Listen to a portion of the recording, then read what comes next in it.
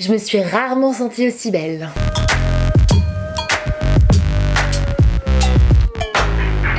Bienvenue dans une nouvelle vidéo make-up pour les nuls, ou est-ce que je devrais justement dire des make-up pour les nuls, puisque aujourd'hui je vais vous montrer comment je démaquille mon visage. Alors ça peut paraître complètement évident, et si c'est le cas pour vous, eh bien tant mieux, je suis bien contente que vous êtes déjà en train de faire les bonnes choses, mais ça m'a été énormément demandé en fait de montrer toutes les étapes de démaquillage, comment moi je fais et comment ça se passe en fait. Et je me rends compte moi personnellement que c'est pas quelque chose que je savais lorsque j'étais adolescente, lorsque j'ai commencé à me maquiller. Je savais pas forcément qu'il fallait que je me démaquille, que je lave mon visage et qu'ensuite je le réhydrate, etc. Donc c'est vraiment quelque chose qui apparemment est quand même assez confus, malgré le fait que ça coule de source. Évidemment tu te maquilles, tu te démaquilles. Comment faire, comment bien le faire et comment être sûr de l'avoir fait correctement et complètement. Donc voilà, une fois de plus, si cette vidéo vous semble évidente, si le thème vous semble ridicule, écoutez, c'est très bien, mais au cas où, pour les quelques d'entre vous qui ne savent peut-être pas forcément comment bien procéder, eh bien j'espère que cette vidéo vous sera utile. Donc c'est parti, on a ce visage plein de maquillage et on va le retirer. Si celui-ci vous intéresse, si vous aimez bien ce make-up, je vous invite à passer sur ma dernière vidéo make-up pour les nuls, puisque j'ai montré le cut crease en gros et je vous ai montré celui-ci.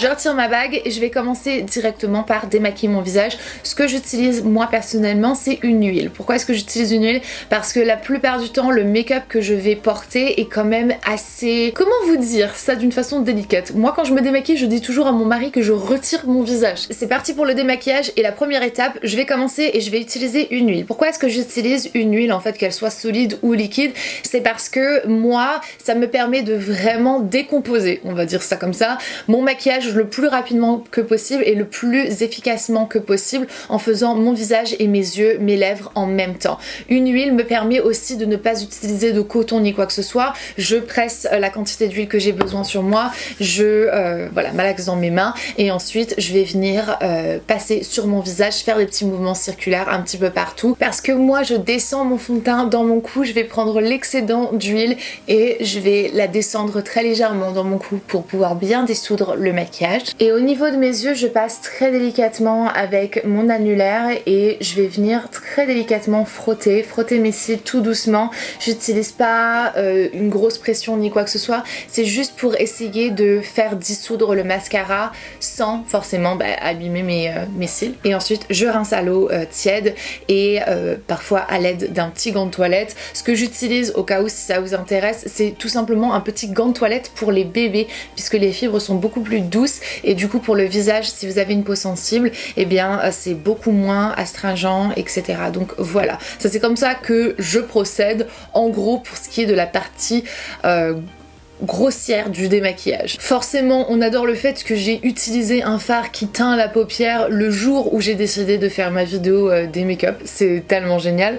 Ça c'est le genre de choses qui peut facilement arriver avec des pigments purs, c'est pas irréversible, ça va partir hein, mais voilà, voilà. Le plus gros du make-up est retiré et en règle générale je m'arrêterai à là, j'aurais pas besoin de faire plus niveau des make-up.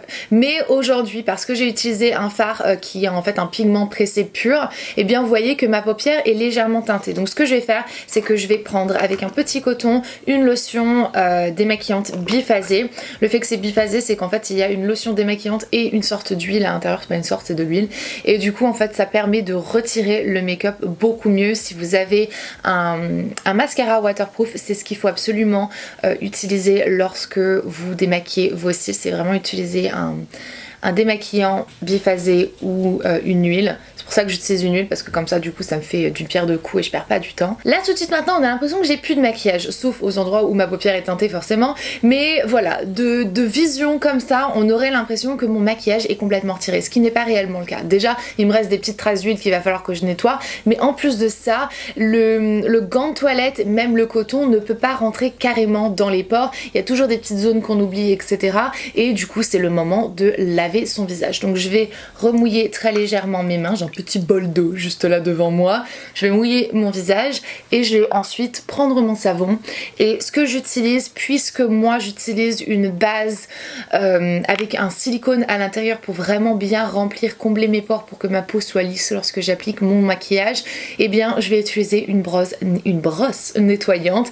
Il y en a tout un tas de différentes brosses nettoyantes plus ou moins chères. Moi j'ai la Clarisonic. Donc je vais prendre une pompe de mon savon, remouiller très légèrement.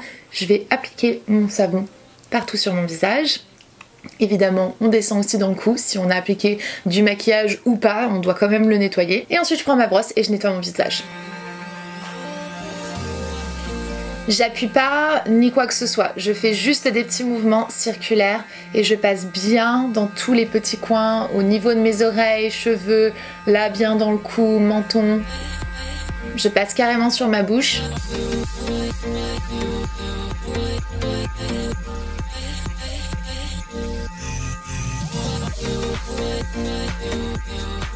Et là on regarde sa brosse et on se rend compte qu'il y avait encore du maquillage. C'est juste trop dégoûtant, mais en même temps c'est assez satisfaisant. Étape prochaine, évidemment pas besoin de vous le dire, on a juste à rincer son visage. Et là on peut officiellement dire que son visage est complètement démaquillé. Et forcément vous allez suivre avec votre routine du soir. Moi personnellement ça inclut donc une petite lotion tonifiante le soir uniquement. Je suis en train de tester une de Sanoflore qui est vraiment pas mal, qui est pour les peaux à tendance à problème et peau sensible quand même. Donc je vais passer ma petite lotion un petit peu partout. J'ai pas une science derrière, hein, je passe juste un petit coton. Et voilà, j'aime beaucoup cette petite lotion. C'est que la troisième fois que j'utilise, mais elle est pas mal du tout. Et ce que j'aime bien du coup, c'est que forcément, eh bien, je peux checker de cette manière si mon visage était complètement nettoyé, s'il ne reste rien du tout. Là, vous pouvez voir que mon coton est propre. Et du coup, eh ben, je suis rassurée, mon visage est propre. Ce que j'aime bien aussi, c'est qu'avec la lotion, je peux faire aussi les petites zones que j'ai difficile d'atteindre lorsque je veux pas trop mouiller mes cheveux ni quoi que ce soit, vous savez, mettre du savon et de l'eau sur mes cheveux. Donc là comme ça je vais bien passer au niveau de, du début de mes cheveux quoi. Et là mes oreilles, parce que j'ai tendance à bien passer sur mes oreilles, des fois derrière les oreilles. Et ça c'est toutes les petites choses que j'aurais laissées derrière moi si j'avais pas fait cette petite étape. C'est dingue. Si dans votre routine vous avez un sérum ou quelque chose comme ça, c'est le moment de l'appliquer aussi. Moi je vais passer directement à ma crème hydratante pour le soir. Hop.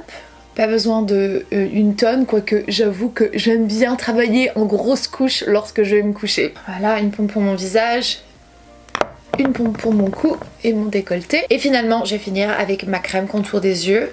Je fais attention, moi personnellement, de ne pas remonter trop à côté de mon ras de cils parce que le produit a tendance à glisser après dans mes yeux et le matin quand je me lève, j'ai les yeux tout gonflés. Donc je fais vraiment là au niveau du cerne.